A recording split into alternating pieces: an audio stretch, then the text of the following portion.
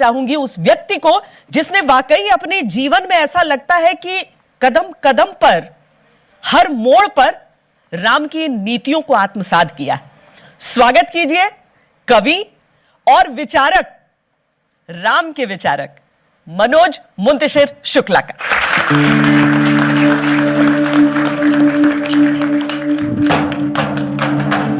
Thank you. आप सबका स्वागत है इंडिया टुडे ग्रुप और आज तक के इस पवित्र आयोजन में जिसका नाम है राम नीति। मैं आज तक को, जो हमारा चैनल है, मैं बहुत बहुत बधाई देना चाहूंगा आज तक को कि जब हम एक ऐसे दौर में हैं जहां पूरी दुनिया और विशेष तौर पे पूरी दुनिया के न्यूज चैनल्स राजनीति पे आके रुक गए हैं, राजनीति पे आके अटक गए हैं, वहां आज तक की सोच राम नीति तक जा पहुंची है। आज तक के लिए भी तालियां। मैं अभी 4 दिन पहले बहुत सारे न्यूज चैनल्स देख रहा था, सब मंदिरों में नारियल फोड़ रहे थे कि भैया किसी तरह गाड़ी पलट जाए और हम लाइव टेलीकास्ट दिखा दें। तो ये है, लेकिन हां, इन्हीं सब चैनल्स के बीच में हमारे पास आज तक भी है जो सत्य के साथ खड़ा रहता है, वही दिखाता है जो सार्थक है और उसी की बात करता है। मैं ये राजनीति से राम नीति तक का जो अभूतपूर्व विकास है, अभूतपूर्व विकास, इसके लिए कुछ लोग बधाई के पात्र हैं। मैं वो नाम ले दूं, मेरे मित्र और बड़े भाई सुप्रिय जी जहां भी हैं उनके लिए तालियां बजनी चाहिए। कली पुरी जी, पूरा इंडिया टुडे ग्रुप और मिस्टर पुरी, ये सब हैं, इसीलिए हम सच के साथ खड़े हुए हैं, सच के साथ लगे हुए हैं। मैं राम की कथा पे आऊं और राम की कथा का दर्शन आप तक पहुंचाऊं, उसके पहले मैं ये बताऊंगा कि मैं यहां तक पहुंचा कैसे। एक जो दुविधा थी जिसका सामना मैंने हमेशा किया और हर नौजवान करता है, यहां बैठे हुए जो मेरे नौजवान साथी हैं वो भी करते हैं और जो थोड़े उम्रदराज हो गए हैं वो भी करते हैं, और वो है कि आत्मविश्वास की कमी। हमको हमेशा ये लगता है कि यार ये जो बड़े लोग कामयाब हैं ना, ये जो सचिन तेंदुलकर बन गए, ये जो विराट कोहली बन गए, ये जो नरेंद्र मोदी जी बन गए, ये जितने भी लोग कहीं जाके पहुंच गए, ये अलग मिट्टी के बने थे, हमसे नहीं हो पाएगा, हम साधारण हैं, हम इनके जैसे नहीं हैं, हम मामूली हैं। ये जो एक चैलेंज हम हमेशा फेस करते हैं ना कि हम मामूली हैं, और हम ये भूल जाते हैं कि 3.8 बिलियन ईयर्स, 3800 करोड़ वर्ष लगे हैं मिट्टी के एक कण को, एक तिनके को इंसान बनने में। इतना प्रकृति ने हम पे काम किया है, इतना परिश्रम प्रकृति ने हम पे किया है। ये साइंस है, अगर आप पढ़ेंगे तो आपको पता चलेगा कि ऐसे नहीं बन गए आप। आपको बनाने में प्रकृति का परिश्रम लगा है 3800 करोड़ वर्षों का।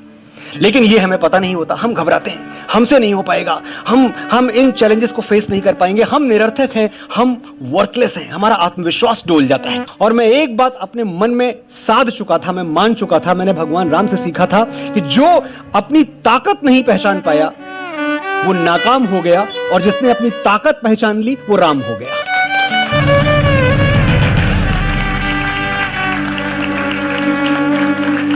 तो सचमुच लिटरल सेंस में राम भरोसे मैं यहां आया, और जब मुझसे लोग कहते कि तुम्हारे पास कुछ है नहीं, तुम कैसे लड़ोगे सफलता का संग्राम, तो मैं कहता मैं बिल्कुल वैसे ही लड़ूंगा ये संग्राम जैसे मेरे राम लड़े थे। मेरे पास कुछ नहीं है, भगवान श्री राम के पास भी कुछ नहीं था, और जो उनके पास था वो मेरे पास भी है, मैं अपने अंदर पैदा करूंगा। आप याद कीजिए 7500 वर्ष पहले जनक का वो दरबार, एक से एक लोग, एक से एक महारथी, एक से एक पुरुषार्थी, एक से एक योद्धा, पिनाका जो शिव का धनुष था उसको टस से मस नहीं कर पाए, कोई उसको हिला नहीं पाया, और श्री राम ने पिनाका तोड़ दिया। क्यों? क्योंकि राम ने अपना डर छोड़ दिया। बस इतना याद रखना है कि जो अपने डर से जीत सकता है वो दुनिया भर से जीत सकता है।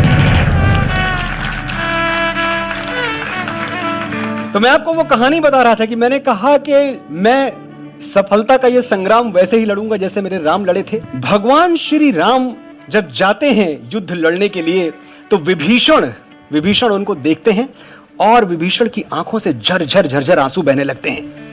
भगवान राम कहते हैं कि विभीषण, तुम्हारी आंखों में आंसू क्यों रो रहे हो? विभीषण कहते हैं कि प्रभु, मैं ये सोच के घबरा गया हूं कि जिससे आप लड़ने जा रहे हैं वो इस ब्रह्मांड का सबसे बड़ा दानव है, जिसने इंद्र को पराजित कर दिया, जिसने कुबेर से उनकी लंका छीन ली, जिसने नवग्रहों को बंदी बना लिया।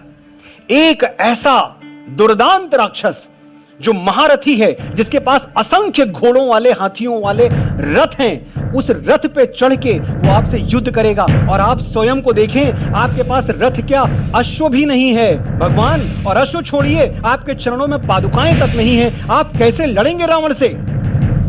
भगवान श्री राम मंद मंद हौले हौले मुस्कुराए और बोले, रथ तो है मेरे पास विभीषण, बस अदृश्य है, तुम्हें दिख नहीं रहा। अभी तक वीरता का मौन व्रत देखा कहां है? भगवान राम कहते हैं विभीषण से कि अभी तक वीरता का मौन व्रत देखा कहां है? अभी तक सत्य को संघर्षरत देखा कहां है?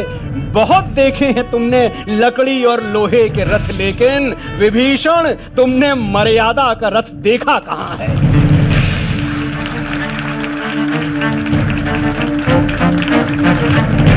बहुत देखे हैं तुमने लकड़ी और लोहे के रथ, लेकिन विभीषण तुमने मर्यादा का रथ देखा कहां है?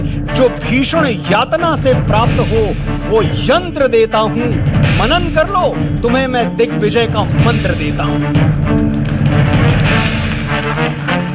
भगवान श्री राम ने एक मंत्र दिया था उस दिन, और वो मंत्र 7,500 वर्षों की कालावधि चीर के आज आप तक पहुंच रहा है। जो लोग भी मुझे टेलीविजन पर देख रहे हैं, जो लोग यहां बैठे हुए हैं, मैं सिर्फ इतना चाहता हूं कि अगले कुछ पल ध्यान से मेरी बात सुन लें कि वो क्या मंत्र था, क्या था वो अदृश्य रथ जो भगवान श्री राम के पास था, और कैसे वो रथ आपके पास भी हो सकता है। जो भीषण यातना से प्राप्त हो वो यंत्र देता हूं, मनन कर लो, तुम्हें मैं दिग्विजय का मंत्र देता हूं। मनुज को देवता जो कर दे वो कर्तव्य सिखाता हूं। नयन खोलो, तुम्हें मैं ये अनोखा रथ दिखाता हूं। आप देखना चाहते हैं वो रथ, मर्यादा का अदृश्य रथ, राम का रथ कैसा था? पराक्रम, शौर्य, साहस और लगन इस रथ के पहिए 4 क्या है? पराक्रम, शौर्य, साहस और लगन इस रथ के पहिए 4, विवेक और बुद्धि के 2 अश्व करते वेग का संचार। विवेक और बुद्धि के घोड़े इस रथ को खींच रहे हैं, जिसके पहिए क्या हैं? पराक्रम, शौर्य, साहस और लगन। उसको खींच कौन रहा है? 2 घोड़े खींच रहे हैं, जिसमें विवेक है और बुद्धि है। पराक्रम, शौर्य, साहस और लगन इस रथ के पहिए 4, विवेक और बुद्धि के 2 अश्व करते वेग का संचार। दया की रस्सियों में अश्व हैं बांधे हुए रथ से। कंपैशन, करुणा कभी छूट न जाए, प्राणी मात्र पे दया शर्त है मानव होने की। दया की रस्सियों में अश्व हैं बांधे हुए रथ से, है संयमशील चाबुक, ताकि रथ भटके नहीं पथ से।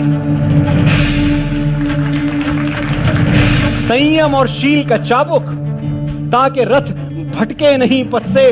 चढ़ो इस रथ पे सीना तान के और सर उठा के तुम, चढ़ो